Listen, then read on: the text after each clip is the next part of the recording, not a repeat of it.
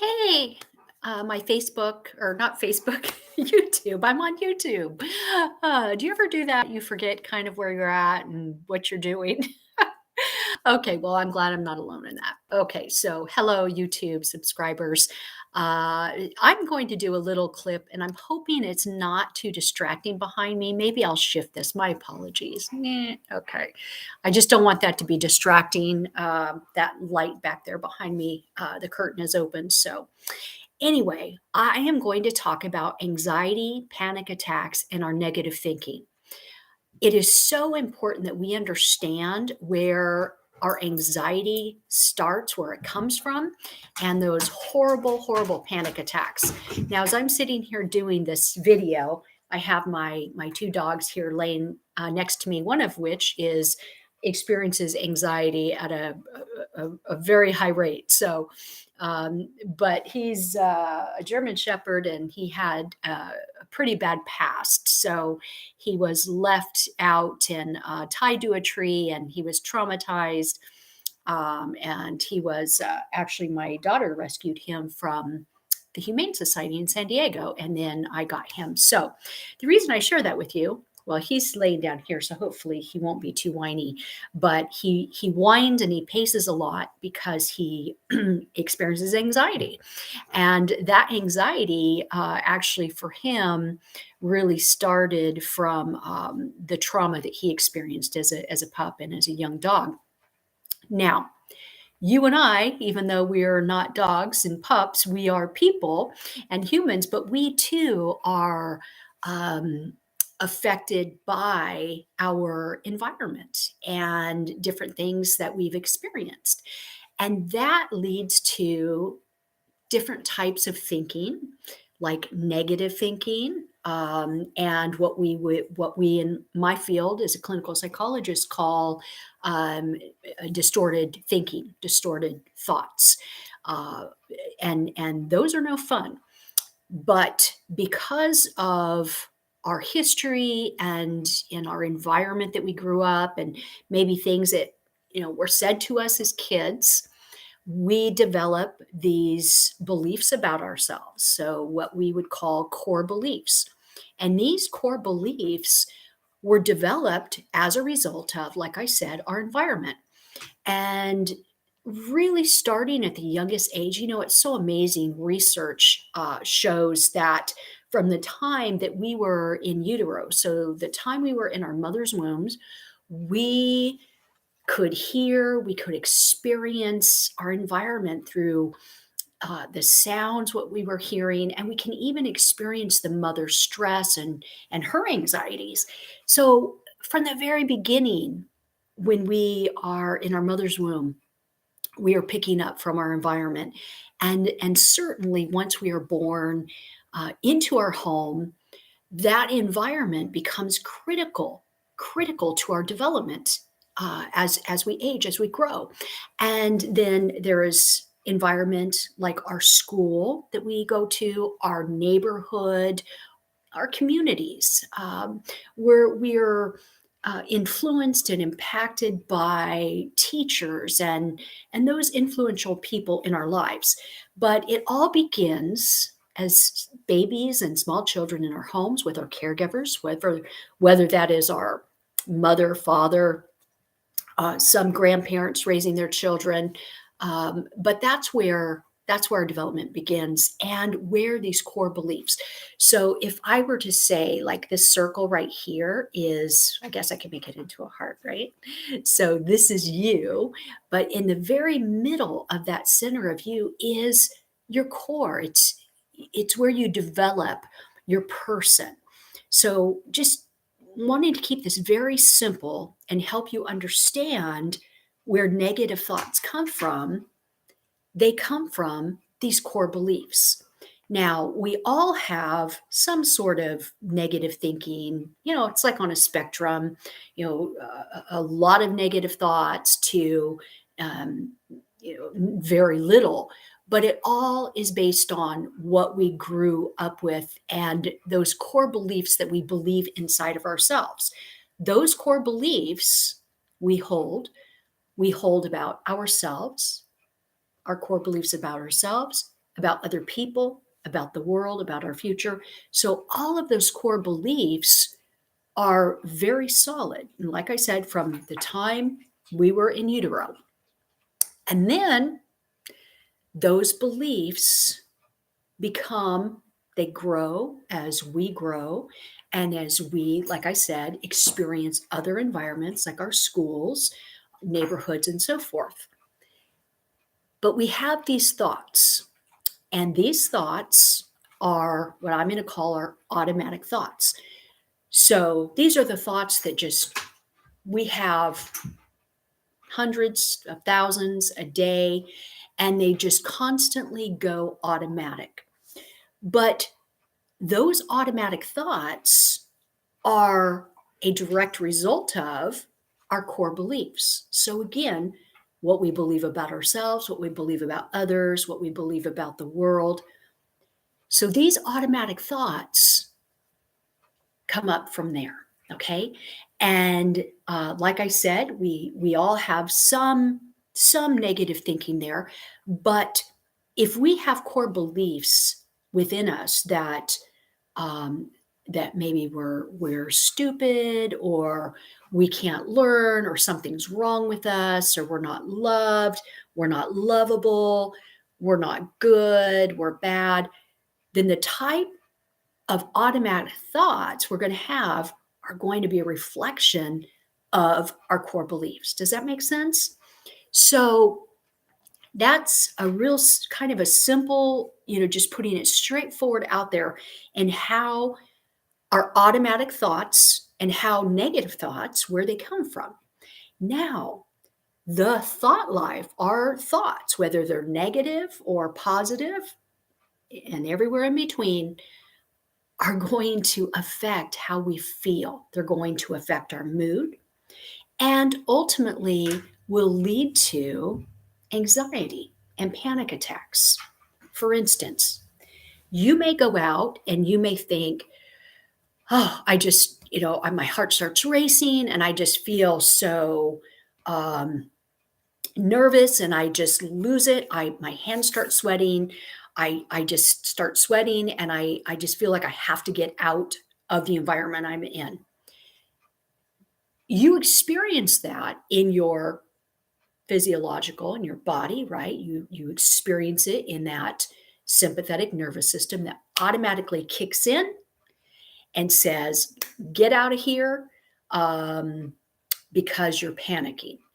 Well, many of us don't realize that there is a thought process that precedes that panic attack. We have thoughts that are coming from core beliefs, and these automatic thoughts that are like in the background. So when we think about your computer screen, and you know how you're working away, and then maybe you minimize that screen and you're doing something else, and maybe minimize, but you have something going in the background. That's how you can think of your anxiety and your panic attacks. The thing that's going in the background are your thoughts, are negative thoughts. And we don't recognize or realize that that's what's happening, because all we are focused on is what we're feeling in the moment with our body. That's all we notice. It's so uncomfortable. And if you have had a panic attack, you know exactly what I'm talking about. They're absolutely horrible. I have had them. And they can come up out of nowhere, and just actually, oftentimes we feel like we're having a heart attack, or something terribly wrong is with our physical health and our heart, which I did when mine happened, just came on. But the problem is, there's something that led up to that. And it usually is some sort of something in our environment. And then we develop this core belief, which then becomes automatic thoughts. So, my friend, what we have to do is we have to get to what is it that's in our core beliefs that becomes automatic thoughts that then shows itself in anxiety and panic attacks. Very important for us to understand this. And the good news is panic attacks and anxiety are absolutely treatable. I'm a clinical psychologist and I'm a licensed marriage and family therapist, and I've worked in the field and worked with people all ages and from all backgrounds. And I would say anxiety and depression and panic attacks, those are the three that more people struggle with and that I have helped more people resolve in their life than anything else.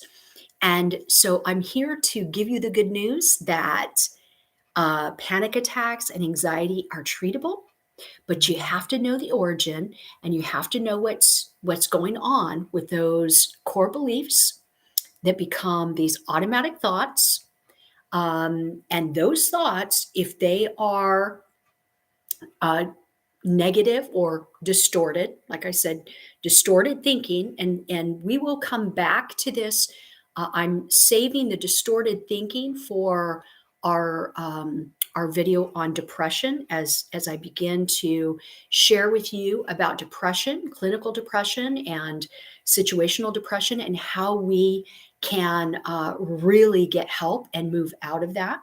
So, because cognitive distortions, negative thinking has so much influence on depression. Not saying it is a total cause, sometimes, yes, but it absolutely becomes a big part of depression. But when we are out and we experience a panic attack, it is horrible. And then what we end up doing is we avoid that situation in the future. We avoid going out. We avoid, especially social situations.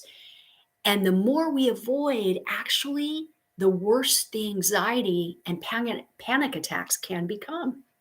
So we don't want to do that. I don't want you to avoid those situations because then it just, really strengthens that anxiety and it can have a real hold on you.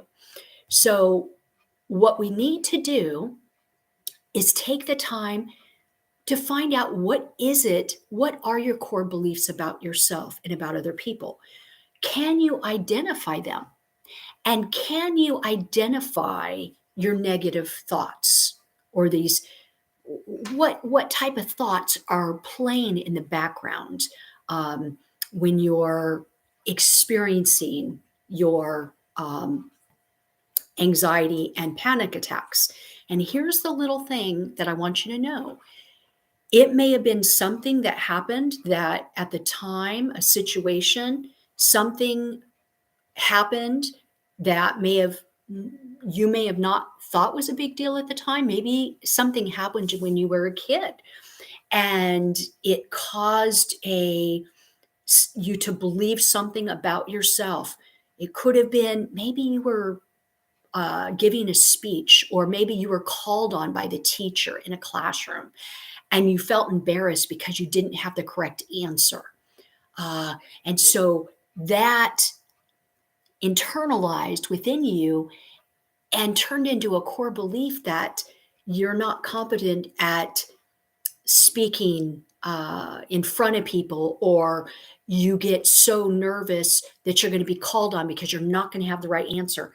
That affects so many people, that fear of not knowing the right thing to say, because once upon a time back there in the past somewhere, that happened to me. I was called on, I didn't have the right answer, or I was laughed at. Something so simple like that can grow into this avoidance, and this anxiety just takes over. So, the first thing I want you to do, my friend, is I want you to see if you can identify different core beliefs and situations that may have happened in your past that possibly could be a reason for your avoidance, which has allowed the anxiety to grow. And then the second thing I want you to do is identify your thinking. Identify what kind of thoughts, what goes on, and not necessarily in the moment when you're having that panic attack, but in your day to day. Identify that. And then we will come back around and talk about that cognitive distortion because it all ties together in addition to it tying in with depression. Okay. So I'm going to leave it there today because I don't want these videos to be too long. I want them to be nice bite sized pieces for you. But do that and subscribe on my channel. Go ahead and go below and subscribe so that you will get updates. You'll get the little reminder when one of my videos come up. And also leave me a message. Let me know what you think. I've had people reach out to me. So I would like to be able to provide more content that is helpful for you. And I will continue to work on anxiety and talk about anxiety and panic attacks. But let me know what other topics that you might want to hear about in relationships or mental health. Like I said, I have had many years of experience and just love sharing this information to see you be able to become all that God has intended for you to be. And I know that we can have just anxiety, panic attacks, depression, and so many things get in the way of becoming all we were meant to be. And we have so much potential, my friends, so much potential that we have not even begun to tap it. And more often than not, the reason for that is because we have things standing in our way, such as anxiety and panic attacks. If we're so anxious and we have so much like social anxiety, we will hold ourselves back. And it's all because of our thoughts. It's because of those core beliefs that we're believing about ourselves or others. And it goes into that negative thinking and those cognitive distortions, and that stops us. And we can change that. So, all right, we'll see you next time. And remember to subscribe, okay? Take care.